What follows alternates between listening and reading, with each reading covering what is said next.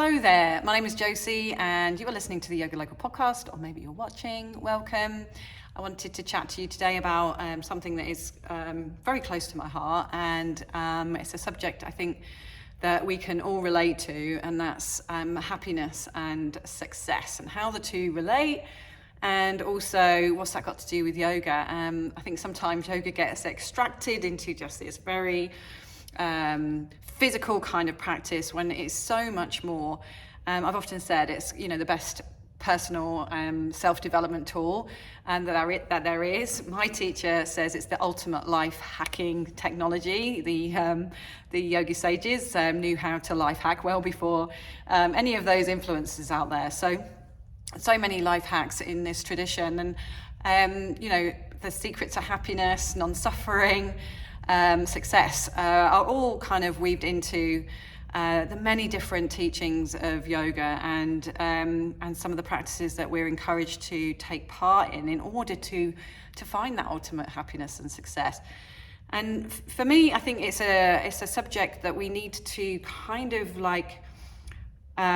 give ourselves permission to step into our courage and step into a sense of bravery, really, because it's not always easy to expose, where there may be areas of your life that are not happy. We want to have it all figured out, right? Even with our closest friends, right? We sometimes maybe gloss over the things that are really getting in the way of our happiness and our success, and maybe we want to paint a picture to the outside world, and God knows, in the world of Instagram and everything, looking perfect out there, there's this real pressure that that we have to project that out into the world too. And quite frankly, I think for most of us, if we're honest, there's a long way to go. And it's okay to not have the answers. It's okay to feel that way. Our feelings are always valid. Someone said that to me this week, and we need to pay attention to them. And if things aren't feeling like you want them to feel, then how do we shift that? How do we, we don't ignore it, we don't repackage it. There's a process that we can move forward with and start to move towards something that is taking us to where we want to be. So it's okay not to have the answers all the time. It's okay to feel lost in that whole question: am I happy? What does it mean to be successful? Am I successful? Am I successful enough? And it's okay to explore, if you're not feeling, that you're where you want to be in terms of the happiness scale and the success scale, it's okay to explore how you might want to get there. It does feel daunting, but I think the practices of yoga are what's going to keep us moving towards that potential. It reminds us that we have that potential. In today's class, we were talking all about our Shriness, and this idea of Shri as our inner beauty. And as I mentioned today, it's not about external beauty. It's or that beauty that gets validated by society, external kind of beauty, but that inner beauty that makes us awesome and amazing. And sometimes we really struggle to connect to that part of who we are. We get locked in all the mundane aspects of life and just getting through and just getting by. And it can feel really, really daunting to step out of just getting through, just getting by. And, my personal opinion is 10 years ago when I had, my big shift, it was just this is not what life's about. It's important to our well-being. It's important to our sense of thriving, that we search and seek out happiness and success and purpose and fulfillment and growth. Otherwise, we just stagnate, right? And we get stuck. And it's from that space that we can really struggle to move out of. And yoga is this beautiful practice where if we're brave enough to step into it and follow it, in the way that it's meant to be followed. Find the teachings and have them taught to you how they were meant to be taught. Let them move you through a process. Let them move you out of where you are to where you want to be. And understanding that, you know, the courageous part of that journey is just showing up. And not just showing up once in a blue moon. It's showing up consistently. It's showing up, hopefully at some point you'll get the idea that we've got to take care of ourselves and really direct our happiness and success on a daily basis. Otherwise, it's just going to go to randomness. And why would we do that? I mean, when you really think about it, why would we leave that to chance when we have so much in our power to change and to redirect and to move? You know, happiness and success, you know, are our birthright. And that's what the yoga tradition and its many different teachings are steering us towards. So what is the secret to success and happiness? First of all, I don't pretend to have all the answers, but you know, I can speak to some of the things that the yoga tradition tells us, and some of the things that, you know, I'm being reminded to tap into and think about on a daily basis. So yeah, as I said earlier, it's about tapping into our innate sense of joy, our shreeness, our beauty, our blissfulness, you know, the magic. I think we've forgotten how magical life is, and tap into that every day, and especially when life throws us a curveball, because that's when we really have to trust the processes, and it's so much harder to then extract that joy. But if we just, you know, steer ourselves, if we can energetically, and yoga practice is a way of redirecting our energy, redirecting our minds out of things that are more triggering, more dense, more heavy, and picking ourselves up, you know, and not relying on someone else to do that for us, because sometimes that external person might not be there to pick us up. So, you know, we learn through our practices to become self-reliant and be brave and make those courageous steps, because we know that, you know, the buck stops with us in terms of our own health and well-being. Nobody cares about that more than us. No one cares about our happiness and success more than we do. So at some point, we've got to, again, pull up our big girls or boys yoga pants and get to work, do what needs to be done. So how do we shake off, you know, when things do happen, when the curveballs, you know, come to knock us for six? How do we shake off any sense of mistrust? Because sometimes, you know, it can feel like, you know, well, what's the point? You know, I'm doing all this stuff and yet things still are going to happen. And, you know, again, it's a realization of life, and life has its ups and downs. And we would be crazy to think that just because we practice and we're more aware and working towards higher awareness, that life is suddenly going to bypass us, and those knocks and those things that maybe that we wish we don't have to deal with, we have to deal with them. So we've all been there, I've been there, and again, it's about how we can start to readily, like efficiently and effectively shift our focus.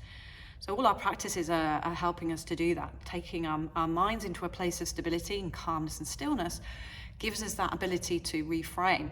If we're constantly just in the dialogue of this shouldn't be happening to me, why me, you know, I can't do anything about this, you know, if we're stuck in that kind of dense negative energy, you know, that is going to be our experience, you know, and it doesn't mean we're not going to go there. At times we are going to go there for sure.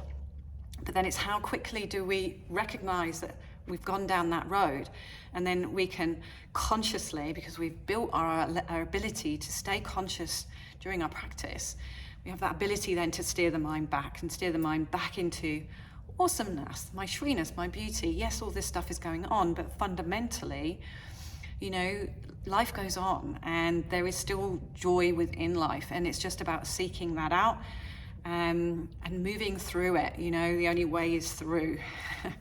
And again, it's a bit of a kicker, right? You know, it doesn't speak to what we want to hear, which is like, you know, there's some magic pill or that, you know, that's going to help us work our way through life. No, the secret is in being able to direct our energy and keep our mind stable and recognize and see into beauty and awesomeness more frequently, so that we don't get pulled down by our circumstances.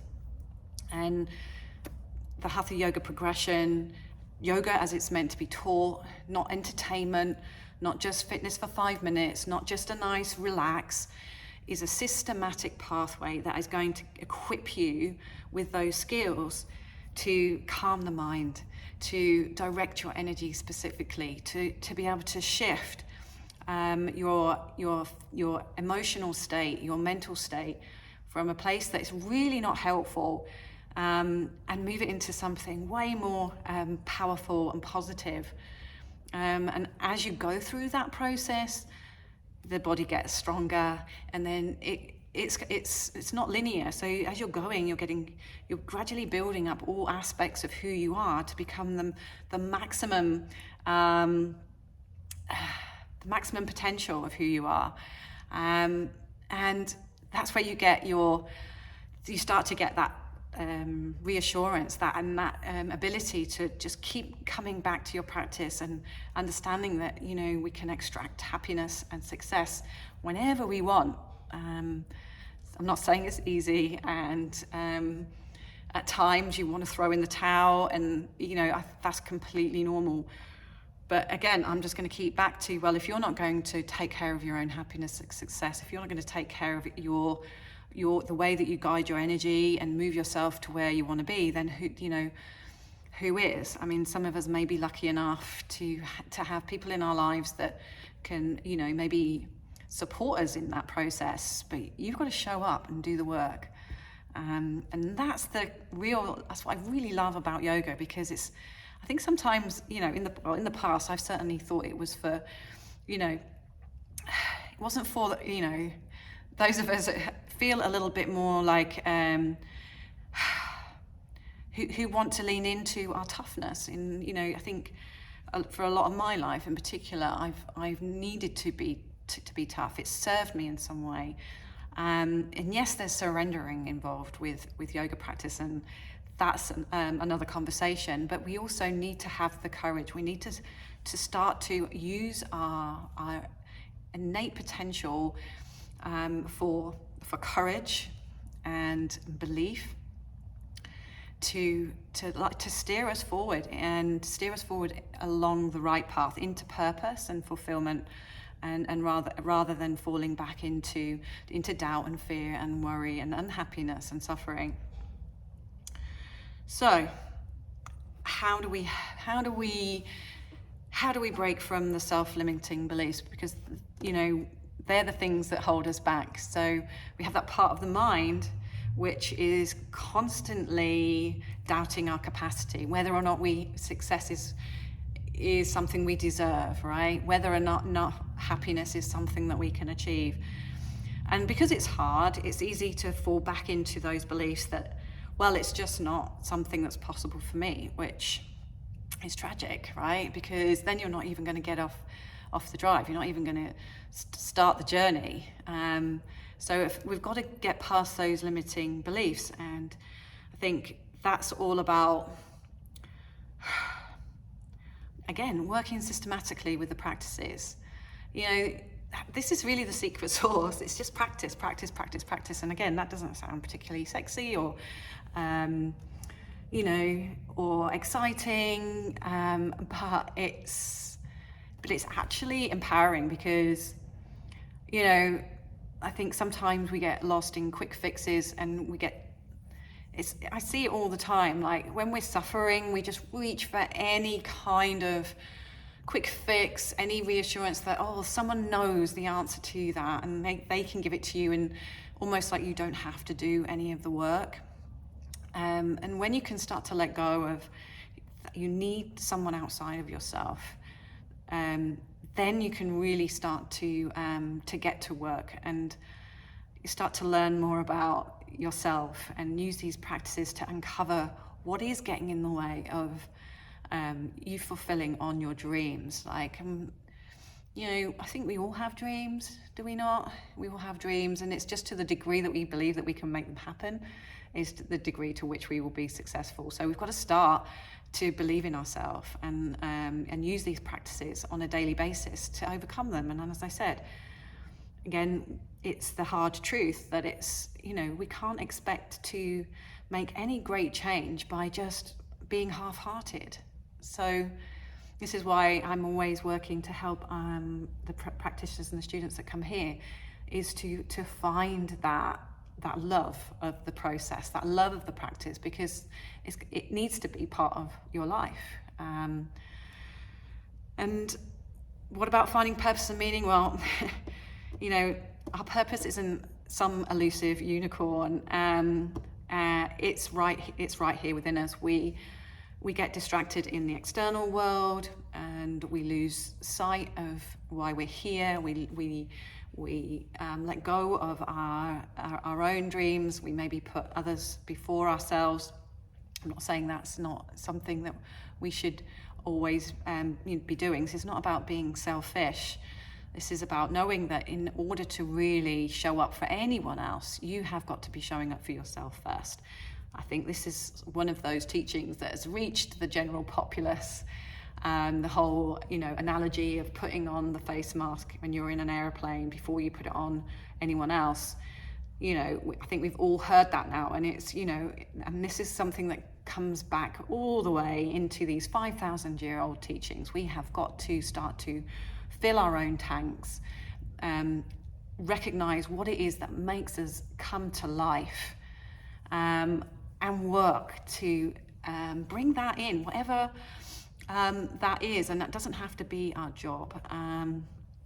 It's what will help us, come into the world with a sense of excitement, and something that we would do regardless of whether we were paid for it. And trust me, it's nice to get paid for things, but and money is energy, and it will help then to keep you moving forward in your passion and in your purpose. But let's trust, and let's be brave, and really listen to ourselves and trust ourselves. I think it takes great courage to go, you know what, this is who I am. This is what makes me come to life. This is what will help me radiate light into the world, and therefore give permission for other people to do the same. So finding our purpose and finding our meaning is so intrinsic to finding happiness and success, because if we're just on someone else's agenda, it's just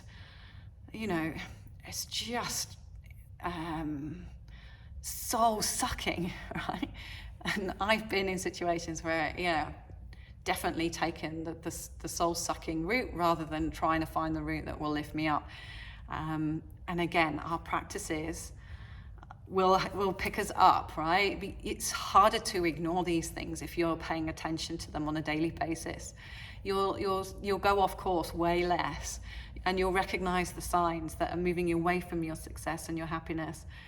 And when you're not going off track quite as often, then the path is always, within our reach. It's within our reach. So how do I know if I'm on the right path? Well, I think happiness and success looks different for everyone, and that's why our practice has to be something that we work towards as a personal practice, as something that we, obviously coming to a studio environment, learning the practices, understanding the teachings, and starting to weave them into your own world, into your own life experience is really important. But it is that process that we're going towards. And as I said earlier, if we're just dropping into classes randomly, then the full scope of yoga, is not going to be something that, you're ever going to reach. And I think, that takes courage for me to say that, because the potential there is for you guys to go, well, if I'm not prepared to put in the work, then I may as well not bother. And it's the last thing that I want you to do. it's more about recognizing that you've got to put that first foot forward and understand that there is a journey, there is a process that we need to lean on, and just be brave enough to accept that. I think on a deep level, when we look at things that give us kind of that idea that someone can solve all our problems and give us that happiness and success just like that, I think really truthfully, we all know that it takes a lot more than that, and there's nothing different with this practice of yoga.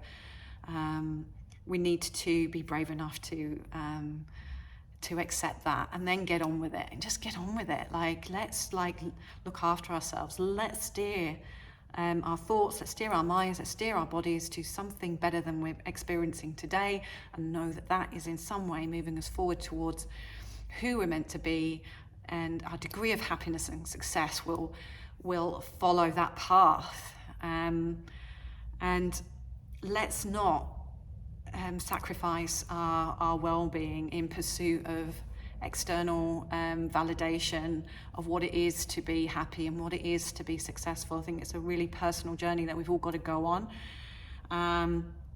Set some boundaries around that.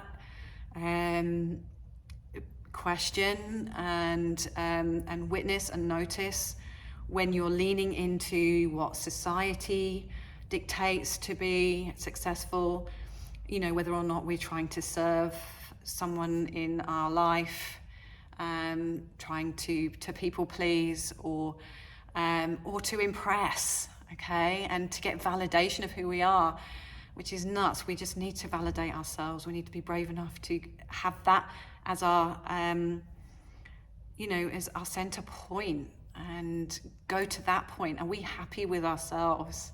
Do we feel like we're doing a good job?